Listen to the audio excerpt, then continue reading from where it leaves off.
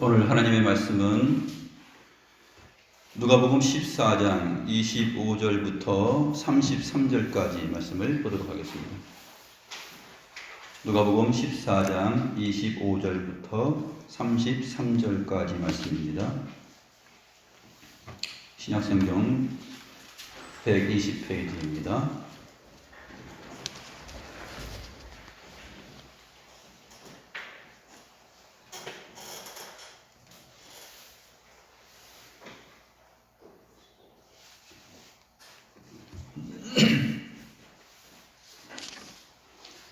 제가 하나님의 말씀을 받들어 읽겠습니다. 수많은 무리가 함께 갈새 예수께서 돌이키사 이르시되 무릇 내게 오는 자가 자기 부모와 처자와 형제와 자매와 더욱이 자기 목숨까지 미워하지 아니하면 능히 내 제자가 되지 못하고 누구든지 자기 십자가를 지고 나를 따르지 않는 자도 능히 내 제자가 되지 못하리라. 너희 중에 누가 망대를 세우고자 할진대 자기의 가진 것이 준공하기까지에 족할는지 먼저 앉아 그 비용을 계산하지 아니하겠느냐? 그렇게 아니하여 그 기초만 쌓고 능히 이루지 못하면 보는 자가 다 비웃어 이르되 이 사람이 공사를 시작하고 능히 이루지 못하였다 하리라. 또 어떤 임금이 다른 임금과 싸우러 갈 때 먼저 앉아 1만 명으로서 저 2만 명을 거느리고 오는 자를 대적할 수 있을까 헤아리지 아니하겠느냐?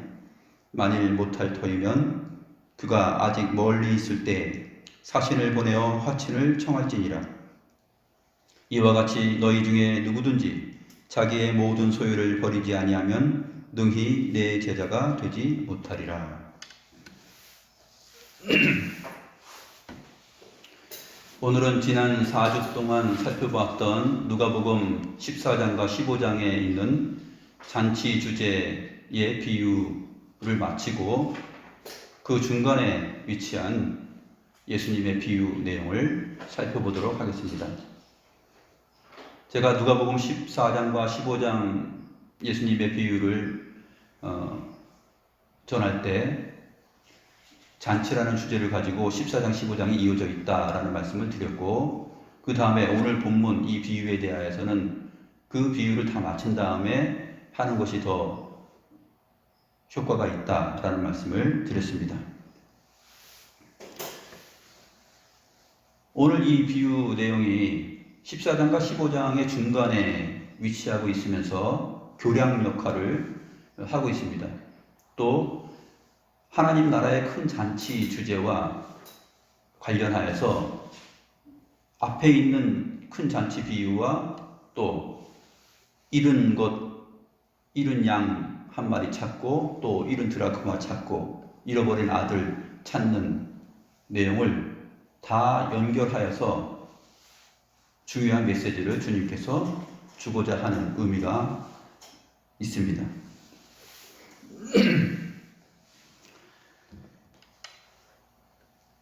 그러므로 예수님께서 이 말씀을 시작하신 정황은 어떻게 되냐면 바리새인의 지도자의 집에서 식사 초대를 받았었죠. 그래서 그 식사 초대 자리에 가서 식사하면서 나누는 얘기들이 이제 잔치를 벌이고 그 다음에 사람들을 청할 때 어떻게 해야 되는가 하는 내용으로 진행을 하였습니다.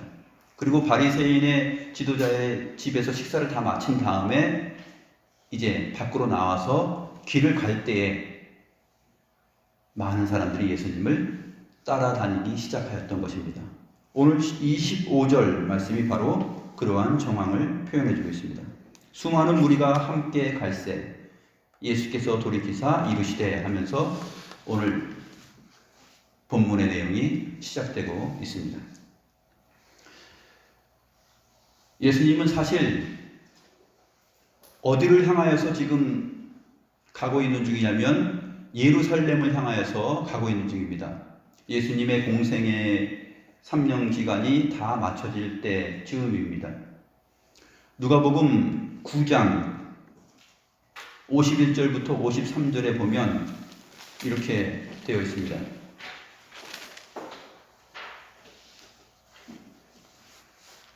누가복음 9장 51절부터 53절에 보면 예수님은 승천하실 기약이 차오자 갈릴리를 떠나서 십자가를 지기 위해 예루살렘으로 가고자 굳게 결심하였다라고 기록하고 있습니다. 그러니까 예수님의 그 행보는 갈릴리 사역을 이제 다 마치고 승천하실 기약이 다 되었음을 알고 예루살렘을 향하여서 가시는 중입니다. 승천하실 기약이라는 것은 무엇을 전제하는 것이죠? 십자가 지는 일을 전제하고 있습니다. 자기가 곧 죽고 그 다음에 부활하여서 아버지께로 돌아가는 그 내용을 말하는 것입니다.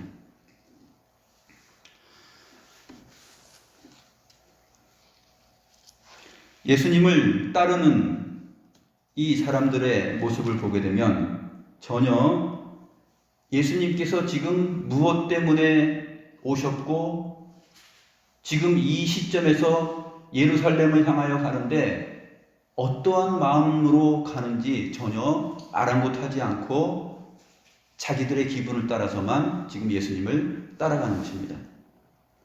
예수님을 따라가는 이 수많은 사람들 중에는 어떤 사람들이 있었을까요? 예수님께서 많은 기적, 희한한 능력을 보이시니까 그 능력에 매료되어서 야, 오늘은 또 어떤 능력을 보일까? 보리떡 5개와 물고기 2마리로 5,000명을 먹이셨는데 그보다 더한 것을 하실까? 하면서 호기심 어린 마음으로 쫓아가는 사람들이 많았습니다. 그들은 다 떡을 먹고 배부른 까닭에 따라다니는 사람들입니다. 예수님을 따라가면은 최소한 먹을 거는 생긴다는 거죠. 그리고 희한한 능력도 보고 또 서기관과 바리새인들 그들의 가르침과 무언가 좀 다른 색다른 가르침도 맛보게 된다 하는 그 정도의 생각을 가지고 지금 따라가고 있는 중입니다. 이들 중에는 소수의 참된 제자들도 있었지만 어떤 사람들도 있었냐면 제사장들과 바리새인들이 보내서 예수님의 행동을 엿보라고 시켜서 예수님이 무엇을 행하는가 또 어떤 말을 하는가 책잡기 위해서 예수님을 따라다니던 사람들도 있었습니다. 예수님께서 자기의 때가 얼마 남지 않았다는 사실을 알고 승천하실 것을 바라보면서 갈릴리에서 예루살렘을 향하여서 올라가고 있는 중에 이 수많은 사람들이 예수님을 따라갔던 것입니다. 그래서 예수님께서 뒤를 돌이켜서 그 많은 사람들을 보면서 이제 한마디 말씀을 하십니다.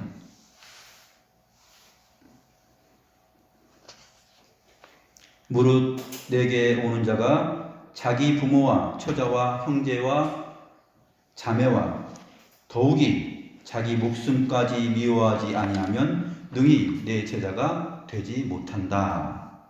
이렇게 말씀하십니다.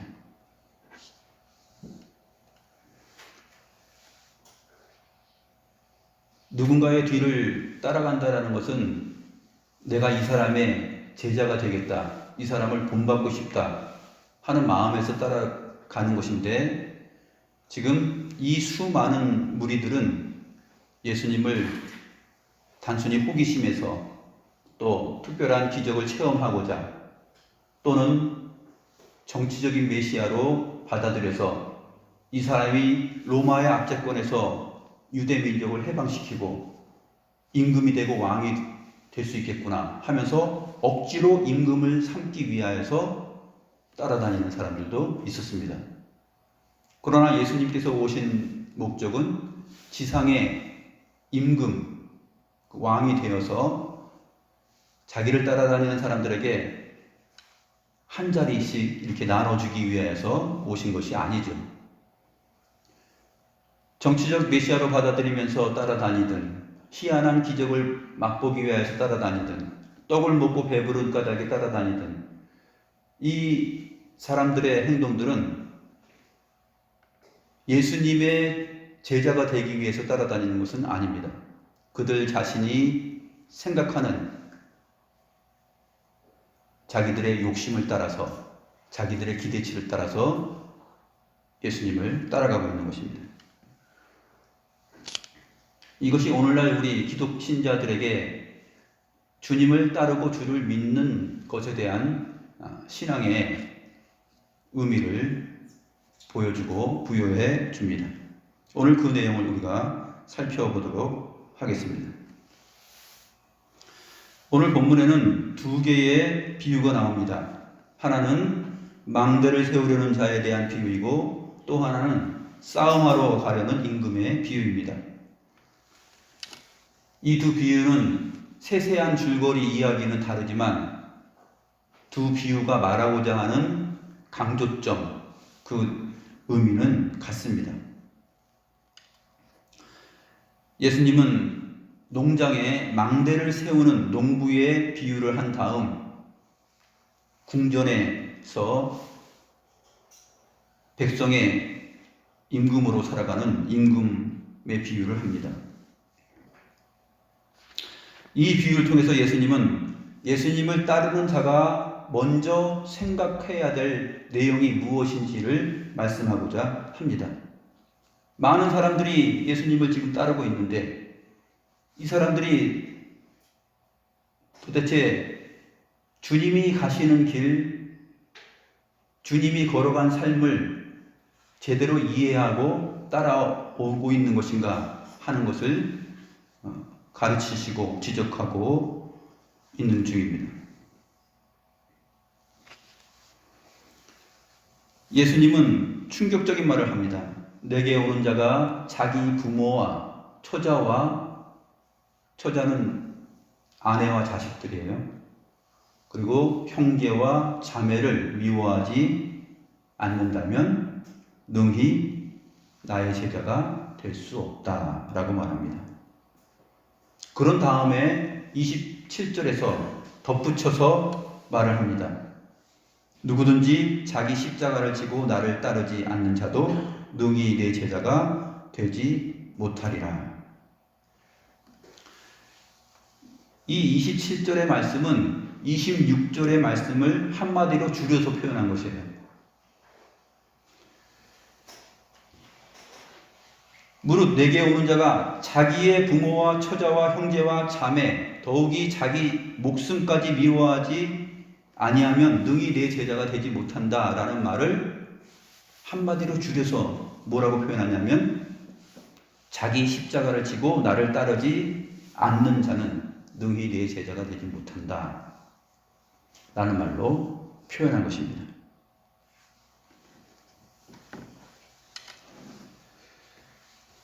여기서 우리가 미워하지 아니하면 이라는 말에 생각을 좀 해야 됩니다. 예수님께서 자기 부모와 처자와 형제와 자매들을 미워하지 않는다면 내 제자가 될 수 없다. 이렇게 말을 했다면 뭔가 심각한 내용이죠. 이것은 단순히 감정적으로 미워하라는 메시지는 아닙니다. 그리고 나서 그 의미를 자기 십자가를 지는 것이다 라고 이렇게 표현을 하였습니다. 이 말씀은 다른 성경 말씀하고 부딪히죠. 사도 바울이 디모데전서 5장 8절에서 어떤 말씀을 기록했냐면 누구든지 자기 친족, 특히 자기 가족을 돌보지 아니하면 믿음을 배반한 자요 불신자보다 더 악한 자니라 이렇게 말했습니다. 사도 요한은 요한일서 4장 20절에서 누구든지 하나님을 사랑하노라 하고 그 형제를 미워하면 이는 거짓말하는 자니 보는 바 그 형제를 사랑하지 아니하는 자는 보지 못하는 바 하나님을 사랑할 수 없느니라 이렇게 말했습니다. 그러면 예수님의 제자들의 말과 스승이신 예수님의 가르침하고 서로 충돌하고 있지 않습니까? 정면 충돌을 합니다. 예수님은 자기의 부모, 처자, 형제, 자매들을 미워하지 아니하면 내 제자가 될 수 없다. 그런 가르침을 받은 바울과 요한이 정반대의 말씀을 하고 있는 거 아닙니까? 우리가 이렇게 성경에서 궁금증이 생길 때는 병행 본문을 좀 봐야 돼요. 어디를 보냐면 마태복음 10장 37절 말씀을 보시면 예수님께서 오늘 누가복음에서 하신 말씀이 그대로 풀어져 있습니다. 마태복음 10장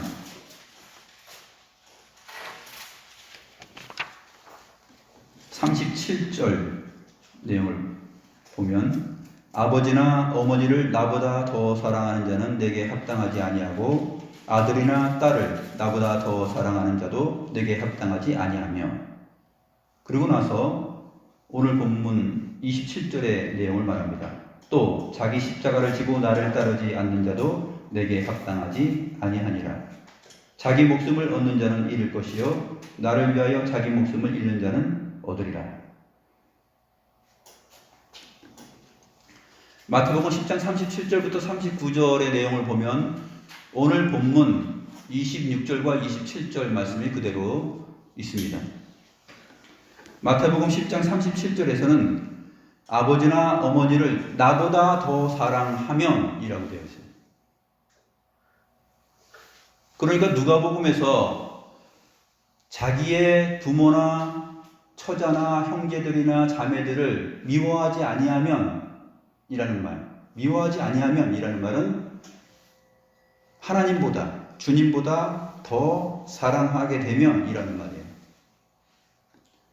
이게 셈족 언어의 특징입니다. 미워한다라는 것은 어떤 사람이나 어떤 것들보다 더 사랑하는 것, 그것이 미워하는 것의 개념이에요. 그래서 마태복음에서는 그 개념을 잘 그대로 표현했고 누가복음에서는 단어로서 미워하면이라고 표현을 한 것입니다.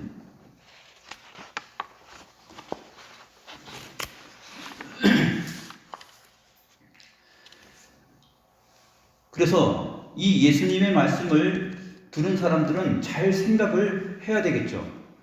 내가 과연 부모와 처자와 형제와 자매보다 또 내 목숨보다 주님을 더 사랑하는 마음에서 지금 주님을 따라가고 있는 것인가 하는 것을 생각해야 됩니다.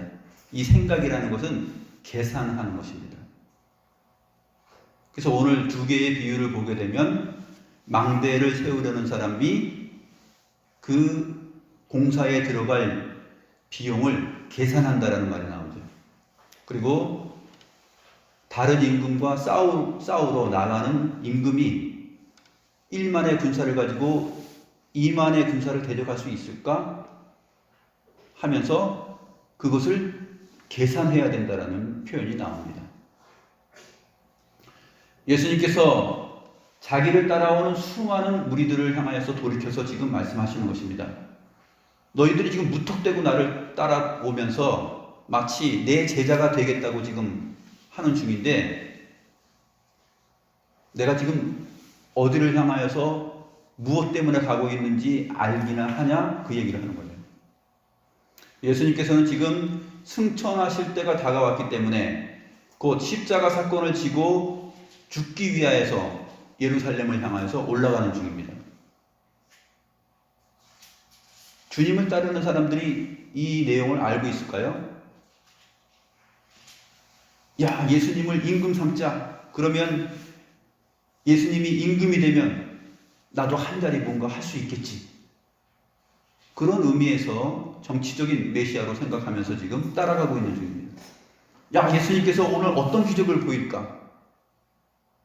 기대가 되는데 또 어떤 말씀을 하실까? 하면서 단순한 흥미를 가지고 따라갑니다.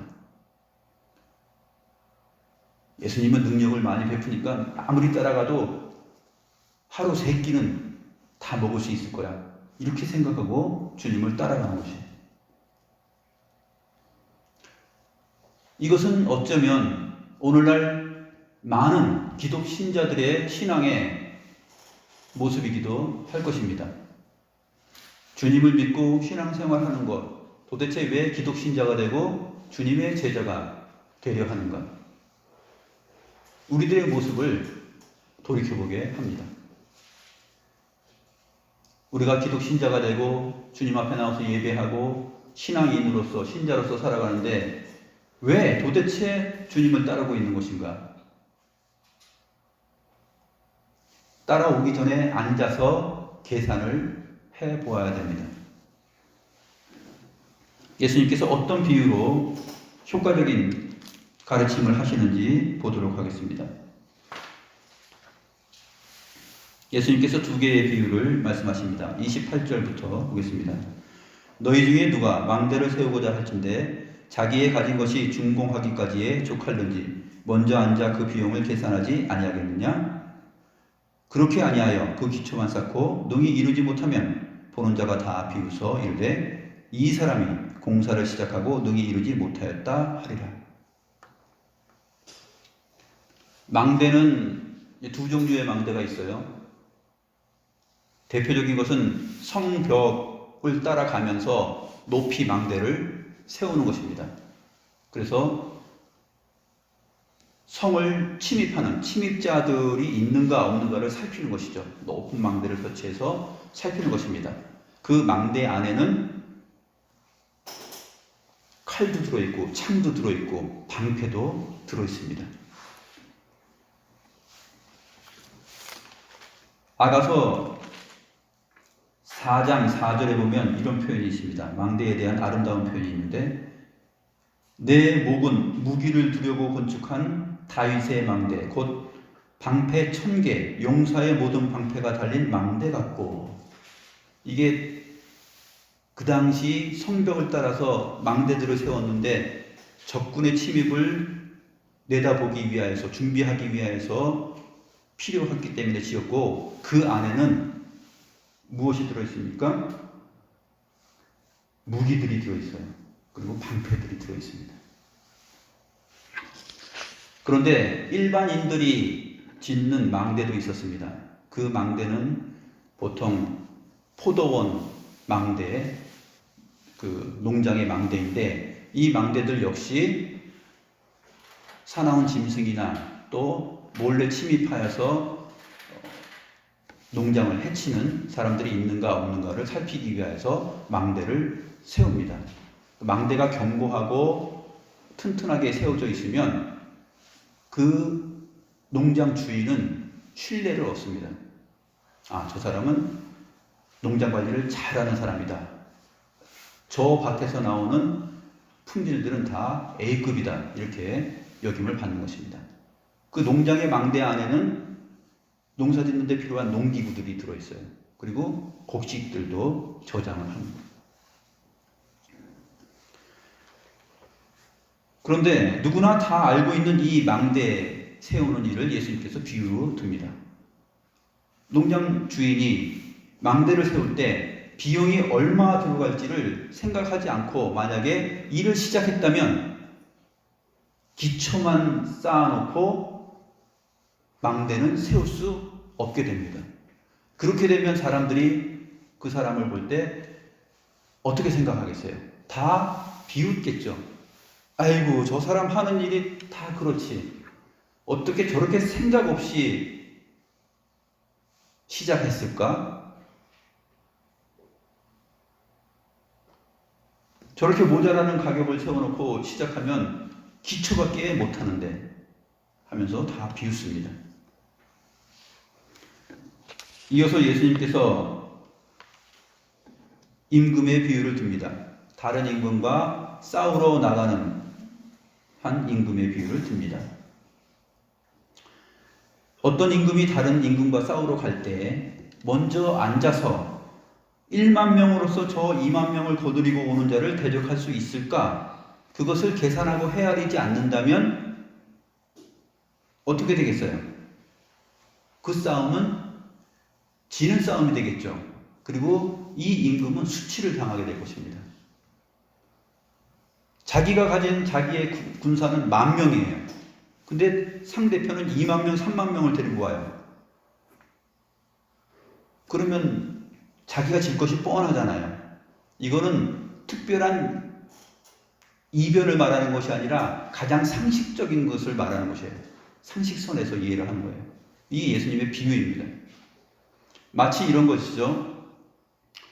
칼과 창과 활을 들고 있는 사람이 탱크와 미사일, 그 다음에 잠수함, 전투기, 이런 무기를 가지고 오는 사람들하고 싸워서 이길 수 있겠냐 하는 말입니다. 이길 수 없습니다. 그러면 계산기를 두들겨 봐서 이 싸움은 100번 싸워야 내가 100번 패할 수밖에 없는 싸움이다. 그러면 어떻게 해야 돼요? 확신해야 됩니다. 사절단을 보내서 우리가 당신이 원하는 것을 얼마큼 필요한 것을 줄 테니 서로 싸우지 맙시다. 서로 피 봐서 좋을 거 뭐가 있겠어요? 하면서 화친을 맺습니다. 이렇게 계산을 해야 된다는 것입니다. 예수님을 따라오는 이 수많은 사람들을 향하여서 너희가 무턱대고 지금 나를 따라서 나의 제자가 되겠다고 하는 중인데 너희들 잠깐 멈추고 자리에 앉아서 계산을 좀 해라. 나의 제자가 된다라는 것이, 그리스도인이 된다라는 것이 어떤 것인지. 신앙생활을 하면 없던 복을 잔뜩 받아서 15평 집 살다가 한 100평 집으로 간다더라. 이게 기독 신자의 삶이다라고 생각하면 오해다라는 것이에요. 나를 믿는 사람들은 다 모든 질병으로부터 자유하고 질병에 절대 안 걸린다더라. 걸려도 금방 다 낫는다더라. 그것이 완전히 보장된다라면 예수님을 믿지 않는 사람이 어디 있겠어요? 그런데 예수 믿는 사람들 중에 아픈 사람도 많고 병든 사람도 많고 불편한 사람도 많습니다. 믿지 못하는 것이죠. 사람들이 신앙생활할 때 특별한 기적, 체험 이런 것들을 원하고 기독교를 그렇게 생각을 합니다. 그래서 치유, 은사, 집회 이런 것들 많이 하고,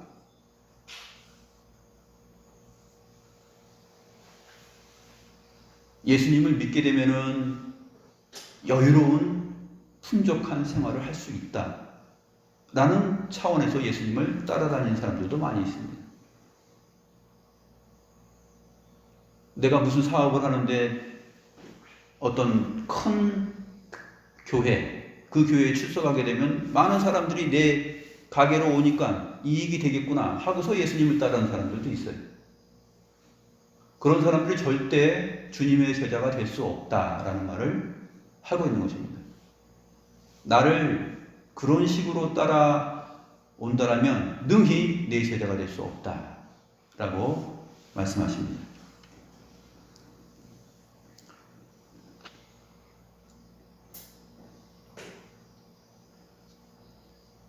예수님을 따라다니면서 자기의 의를 뽐내고 자랑하기 위하여서 그런 마음 자세에서 주님을 따르는 것도 헛됩니다. 이 모든 것들을 지금 예수님께서 겨냥하고 말씀하시는 중입니다. 예수님은 무릇 자기 십자가를 지고 주님을 따른다는 것은 예수님보다 그 어떤 것도 더 사랑하지 않는다는 그 확고한 내용을 가지고서 따라와야 된다는 것을 말씀하고 싶으신 것입니다.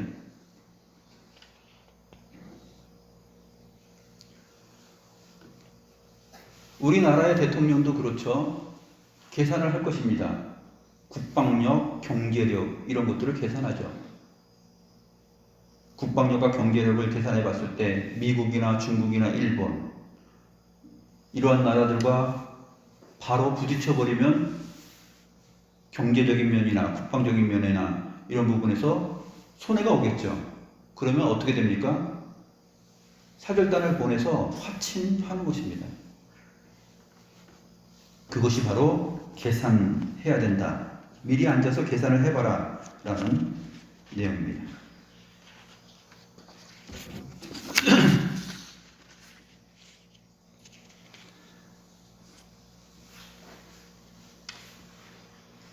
오늘 본문을 보게 되면 능히 내 제자가 되지 못한다 라는 표현이 3번 나옵니다. 26절 끝에 나오고 27절 끝에 나오고 마지막에 두 비유를 마친 다음에 33절 끝에 다시 한번 나옵니다. 누구든지 자기의 모든 소유를 버리지 아니하면 능히 내 제자가 되지 못하리라. 26절, 27절, 33절에서 능히 내 제자가 되지 못하리라 라는 말이 후렴구처럼 반복적으로 나왔습니다.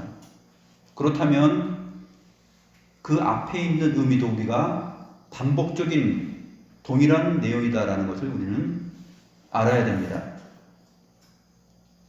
자기 부모와 처자와 형제와 자매와 더욱이 자기 목숨까지 미워하지 아니하면 이라는 말이 자기 십자가를 지고 나를 따르지 않는 자는 이라는 말과 같은 의미이고, 그 다음에 33절에 가서 그 말은 자기의 모든 소유를 버리지 아니하면 이라는 말하고 같은 표현이다 하는 것을 알아야 됩니다.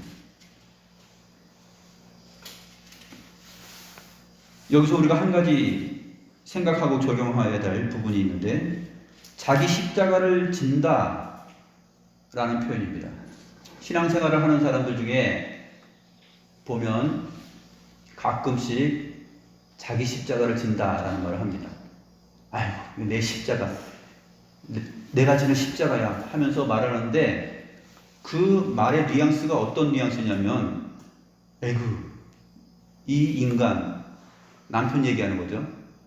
내가 이 남편, 이 인간하고 살아가는 것, 속을 썩죠. 속을 썩고 늘 고통 중에 있습니다. 말을 안 들어요. 이 인간하고 내가 살면서 참고 지내는 것이 내가 내 십자가를 지고 가는 것이다. 이렇게 적용하는 경우가 많아요. 대부분 자기를 속썩이는 남편이나 아내나 부모나 자식이나 형제나 자매들, 그 속썩이는 대상들을 가리켜서 그들을 참고 내가 나아가는 삶, 그것을 십자가를 지고 간다라고 생각해요. 오늘 예수님께서 말씀하시는 성경의 내용하고 좀 틀리죠. 성경에서 말하는 누구든지 자기 십자가를 져야 된다, 자기 십자가를 지고 가는 삶이다, 그것이 제자의 삶, 그리스도인의 삶이다라고 했을 때 그것을 말하는 것이 아니에요. 자기의 모든 소유를 버리는 것이에요. 왜 버리느냐? 자기의 부모, 처자, 형제, 자매들보다 주님을 더 사랑하는 까닭이에요. 그 소유라는 것은 바로 그런 것들입니다. 내가 정말 애지중지하는,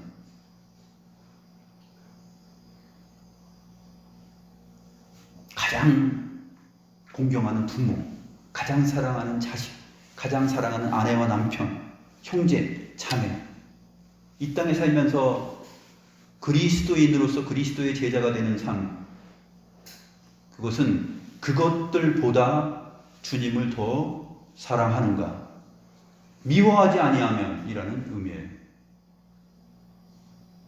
그 소유를 버리지 아니하면 능히 내 제자가 될 수 없다, 그렇게 말씀합니다. 심지어 자기 목숨까지도 미워하지 아니하면, 자기 목숨보다도 더 주님을 사랑하지 않는다면 능히 내 제자가 될 수 없다. 이게 무슨 말이냐면 자기 십자가를 지고 나를 따르는 거예요.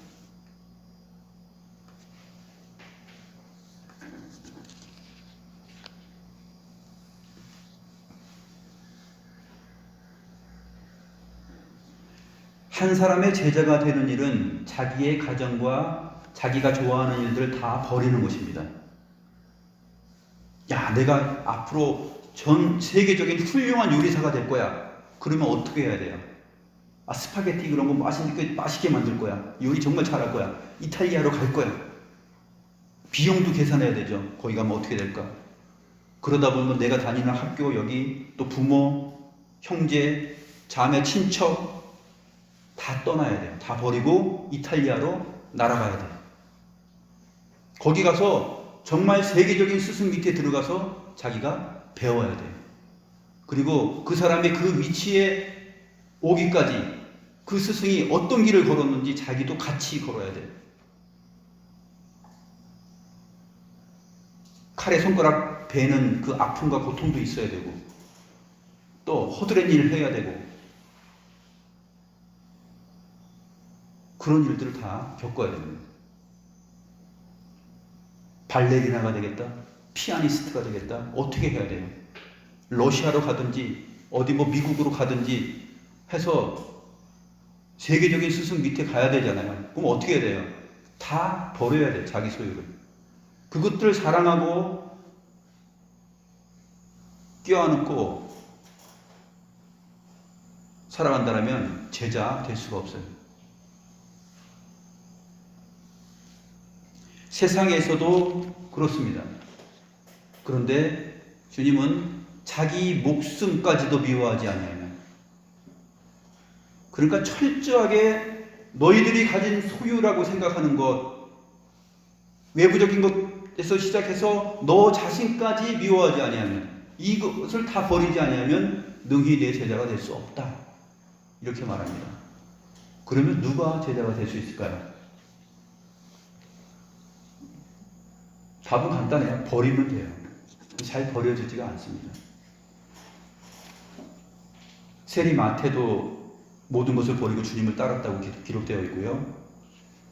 갈릴리 베세다에 살고 있었던 빌립과 또 안드레와 베드로도 모든 것을 버리고 주님을 따랐습니다. 주님께서 내가 너희를 사람을 낚는 어부가 되게 만들어 줄게. 아, 이게 진짜구나 하고서 고기 잡는 일을 버리고서 주님을 따랐다 그랬어요.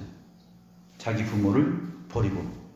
이 버린 것은 감정적으로 버리고 미워했다라는 말이 아니라 이것들보다 주님을 더 사랑한다는 것이에요. 요한복음 21장에서 네가 다른 사람들보다 나를 더 사랑하느냐라는 이 질문을 받았을 때 베드로가 말을 하잖아요. 모든 것을 오시오며 모든 것을 주님이 아시지 않습니까? 내가 주를 사랑합니다. 잘 안 되지만 제자의 길이라는 것은 정말 진정한 마음에서 그 마음이 있는 거예요. 그러나 살아가는 삶의 내용에 있어서 잘 안 되는 경우들이 있습니다. 때로는 베드로처럼 나는 주님을 모른다라고 부인하는 자리까지도 가게 되죠. 모든 것을 버리고 주님을 따랐지만 사실 어떤 상황 속에서는 아닌 자로 설 수도 있는 경우가 있습니다.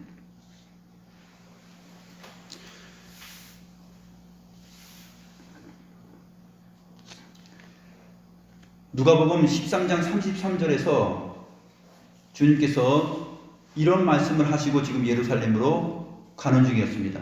오늘과 내일과 모레는 내가 갈 길을 가야 하리니 선지자가 예루살렘 밖에서는 죽는 법이 없다.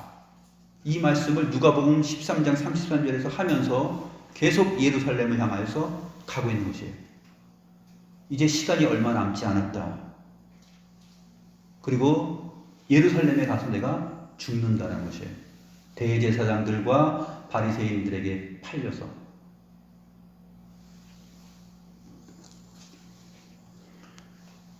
또 예수님은 주님을 따르려는 자들에게 이런 말을 했습니다. 여우도 굴이 있고 공중에 새도 집이 있지만 인자는 머리 둘 곳이 없다라고 말했습니다. 주님을 따르겠습니다 하는 어떤 사람이 나타났어요. 근데 그 사람에게 뭐라고 말하냐면, 그래? 여우도 굴이 있고 공중에 새도 집이 있지만 인자, 나는 머리 둘 곳이 없는데 네가 나를 따른다고? 이렇게 말을 한 것이.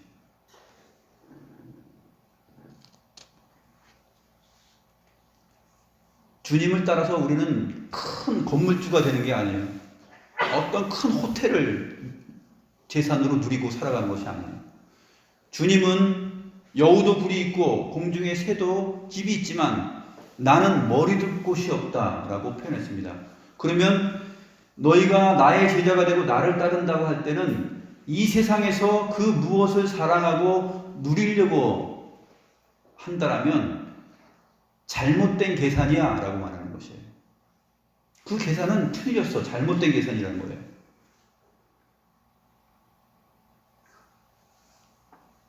그러한 얄팍한 행복 추구, 그것은 영원한 복, 영원한 생명, 주님을 따르는 가치에서 견줄 수 없는 것이다라는 것이에요. 실제로 제자들은 주님을 따라다니면서 그렇게 살아갔습니다. 뜨거운 때약볕에 걸어 다녔죠. 또 사마리아인들이 야 너희 유대인들은 이쪽으로 오지 마. 너희들 싫어 하니까 또 돌아다녔죠. 질러 가면 되는데 또 돌아가기도 하고 제때에 식사 못하고 뜨거운 햇볕 쬐면서 얼굴과 팔은 다 탔을 거예요. 신발도 다 너덜너덜해지고 그래서 먹을 게 없어서 밀 이삭을 따먹지 않습니까? 배고프니까 이거라도 따먹자. 근데 그거 따먹을 때 또 바리새인들한테 걸려가지고 안식일에 왜 그걸 따먹냐 그러죠. 처참한 모습입니다. 그게 제자들의 모습이었어요. 예수님을 따라다녔더니 월급도 없고 고정적인 월급이 없어요. 그냥 가끔씩 오병이어 딱 벌어지면 그거 한번 먹고 감사하는 거예요. 근데 날마다 오병이어 역사가 일어났나요? 주님께서 보이신 표적과 기사는 의미가 있을 때만 베풀어져요. 제자들 앞에서 맨날 오병이어 베풀고 무리를 걸어다니는 게 날마다 무리를 걸어다니고 그런 특별한 기적들은 주님이 누구이신지를 계시로서 보이기 위해서 필요할 때만 그것을 가끔씩 보이는 거예요. 그런데 주님을 따라다니면 평상시에 날마다 그것을 체험하고 경험한다라고 생각하면 그거는 잘못된 계산이라는 거예요. 오히려 환난과 박해를 받고 오해를 받고 밀쳐버림을 당합니다.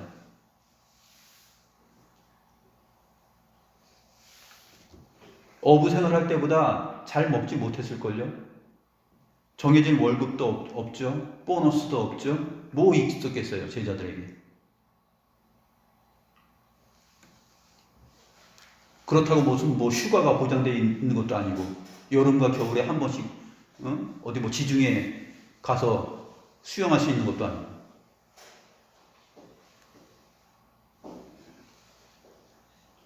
배고픔과 목마름 겨우 이삭이나 잘라 먹으면서 터덜터덜 따라다니는 거였습니다. 이 주님의 제자의 삶이에요. 왜냐하면 주님께서 그러한 세상적인 향락을 따라서 세상 임금으로 오지 않았기 때문에 그래요.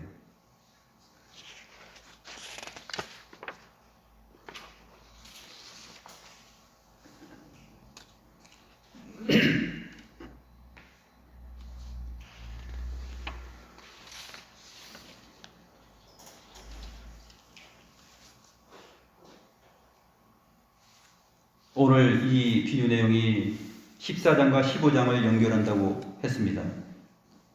14장 앞에 큰 잔치 비유 내용을 보면 이런 내용이 있습니다. 다 일치하게 사양하여 한 사람은 나는 밭을 샀음에 아무래도 나가봐야 되겠다. 또 한 사람은 나는 소 5겨리를 샀음에 시험하러 가야 되겠다. 또 나는 장가 들었으니 그러므로 가지 못하겠다 하면서 자기의 이유를 댑니다.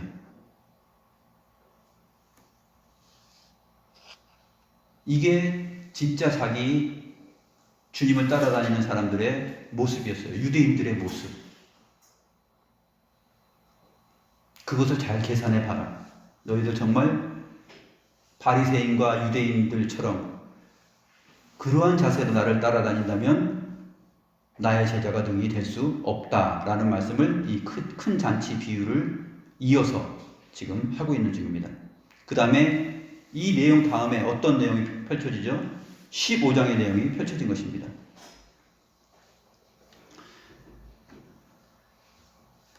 예수님께서 비유를 마친 다음에 이와 같이 너희 중에 누구든지 자기의 모든 소유를 버리지 아니하면 능히 내 제자가 되지 못한다 라는 말씀을 하시고 34절, 35절에 소금이 좋은 것이나 소금도 만일 그 맛을 잃으면 무엇으로 짜게 하리요? 땅에도 거름에도 쓸데없어 내버리느니라. 들을 귀가 있는 자들은 들을지어다 하니까 들으러 나오는 사람들이 있어요. 이 주님의 비유와 말씀을 듣고 아 그렇구나, 주님의 제자가 된다라는 것은 내가 주님보다 무엇을 더 사랑하는 것이 있다라면 그건 제자가 될 수 없는 것이구나. 내가 세리로서 지금 살아가지만 이 세리의 일을 접어야 되겠다 하면서 마태처럼 나아가는 것입니다. 또 세리장 삭개오처럼 주님을 바라보면서 오늘 내가 너 집에 거하여야 되겠다 하니까 주님, 제가 이제 앞으로는 다른 사람들의 것을 취했으면 4배나 더 갚을게요 하면서 자기 것을 다 버려요. 삭개오가 버리는 일을 하고 주님을 따라갑니다. 그리고 음식을 함께 먹죠. 15장 시작의 내용이 바로 그것입니다. 모든 세리와 죄인들이 이 말씀을 들으러 가까이 나오니 오히려 죄인들로 취급받았던 세리와 죄인들이 주님께 말씀을 들으러 나옵니다. 이 사람들은 계산을 정확히 한 것이에요. 내가 주님의 제자가 되겠다. 나의 삶, 이제까지의 이러한 삶을 다 버리고 내 소유를 다 버리고 주님을 따르러 가야 되겠다. 거기에 영원한 생명이 있고 참된 복이 있다. 그 가치를 알고서 가는 거예요. 주님과 화치를 맺는 것입니다. 바리새인들도 하나님의 아들을 받아들이고 그가 메시아인 것을 인정하고 그 하나님의 아들에게 입맞춤해야 돼요.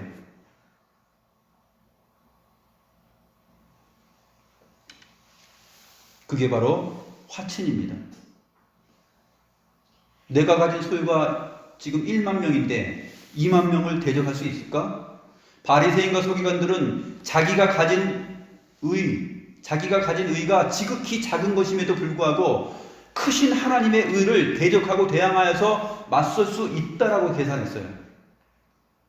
그게 14장, 15장에서 말하고 있는 예수님의 말씀입니다. 바리새인은 자기들 의를 자랑했어요. 그리고 세리와 죄인들을 비난했습니다. 예수님이 하나님의 은혜를 나에게 베풀면 그 은혜를 나는 되갚을 수 있다라고 생각했어요. 그러나 세리와 죄인들은 갚을 것이 없음을 알고 나에게는 의가 조금도 없다. 주님께서 주님의 의를 덧입혀주지 않으면 나는 그리스도인으로서 살아갈 수 없다. 하나님 백성 될 수 없다라는 것을 알고서 주님의 말씀을 들으러 나왔습니다. 이게 계산을 잘한 거예요.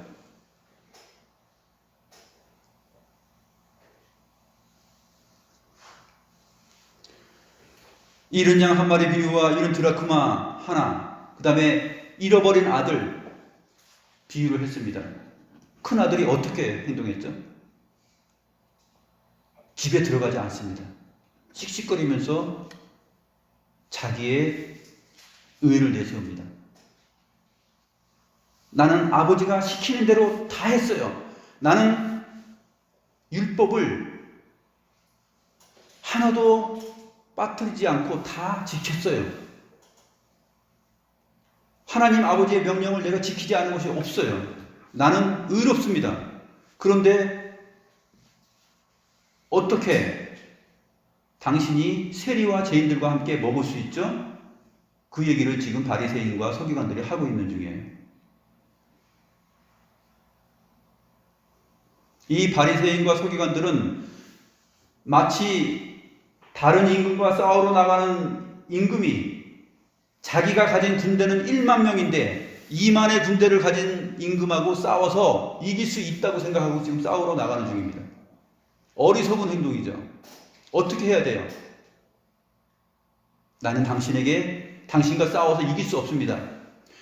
하나님과 거룩하신 하나님의 율법 앞에 내가 대항하여서 써서 그 율법과 싸워서 나의 행위로 내 의를 드러내고 그 율법을 이길 수 없다라는 것을 바리새인들은 알았어야 해요.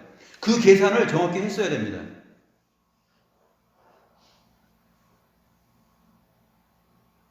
내가 가진 의로는 주님의 의, 그 크신 주님의 의와 대항하여서 싸우면 백전백패할 수밖에 없다. 내가 가진 의라는 것은 하나도 인정받지 못하게 된다. 그런 것입니다. 바리새인은 자기는 건강하다고 생각했어요. 그래서 주님은 너 그 계산 틀렸어. 건강한 자에게는 의원이 쓸데없지. 너는 나를 쓸데없다고 생각하는구나. 그렇게 바리새인을 정리하였습니다.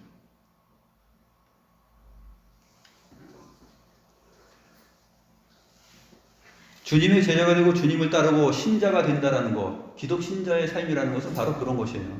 우리가 주님을 어떻게 이해하고 주님 걸어가신 길을 나도 걸어가리라 하면서 제자가 된다라고 하는데, 우리는 너무 많은 우리의 소유, 나를 많이 붙들어요. 이런 부분들에서 그것을 결정 내려야 될 순간에는 하나님을 선택해야 돼요. 하나님과 나를 놓고 내가 기독 신자로서 내가 무엇을 해야 되지? 오늘 내가 무엇을 해야 되지? 했을 때 선택을 하나님 쪽으로 해야 돼요. 그렇지 않으면 능히 내 제자가 될 수 없다라는 거예요. 단순하지가 않습니다. 신앙생활이라는 것은. 그래서 사람들이 다 주님을 떠나갔어요. 그래서 예수님께서 뭐라고 말씀하셨어요? 12제자들에게 너희도 가려느냐? 그렇게 물었죠. 베드로가 말합니다. 주여, 영생의 말씀이 있음에 우리가 어디로 가겠나이까? 영생의 말씀이 여기 있는데 우리가 내 부모에게 가서 거기서 영생의 말씀을 찾을 수 있나요? 없습니다.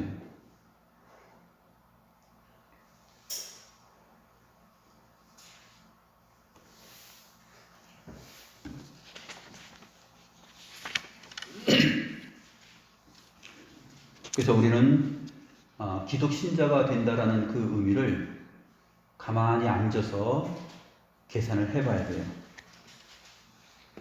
여기서 28절에서 말하고 있죠. 자기의 가진 것이 준공하기까지에 족할는지 먼저 앉아 그 비용을 계산하지 아니하겠느냐. 그 계산을 하는 사람이 현명하다라는 것입니다. 또 31절에서 어떤 임금이 다른 임금과 싸우러 갈 때 먼저 앉아서 1만 명으로서 저 2만 명을 거느리고 오는 자를 대적할 수 있을까 하면서 헤아리는 것. 같은 단어입니다. 계산하면 계산하지 않겠느냐. 우리가 신앙생활을 할 때 이런 부분을 잘 계산해보고 하나님의 말씀을 생각해보고 그리고 나서 주님을 따르는 주님의 제자들이 되었으면 좋겠습니다. 기도하겠습니다.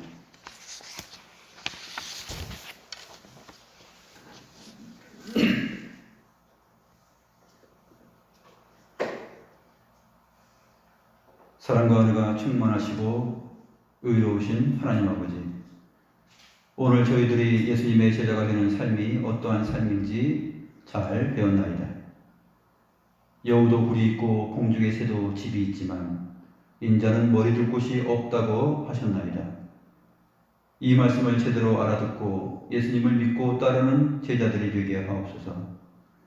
하나님의 말씀을 오해하여 세상 사람들이 구하는 복과 향락과 여유를 꿈꾸며 주를 따르지 않게 하옵소서.